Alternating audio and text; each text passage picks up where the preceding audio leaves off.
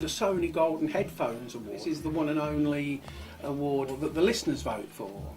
So it's the listeners who nominate you, or a listener nominates you, listeners nominate you, and then it's up to the listeners then to vote for you. So for me, that's an important and probably one of the best categories for me, because I think too many presenters forget what the main element of their show should be, and that is broadcasting to people listening to the show. So it's always about the listeners, in my view.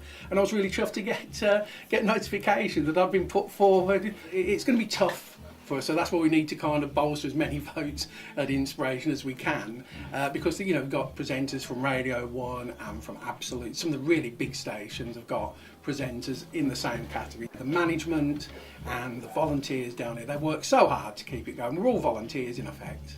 They just keep it all going. So they work so hard to keep us all on air. So it is a nice bit of recognition for Inspiration FM as well. I tried to keep the show fairly light-hearted. There's a lot of interaction between myself here and the listeners outside. So we will do a lot of kind of funny stories, funny surveys from around the world. We shall include some kind of news items, but we like to keep it fairly light-hearted. The kind of thing where people are sat at home and they're listening to us with a bit of a smile on their face. The lunchtime show I've been doing here 6 days a week since the Inspiration came back on air with the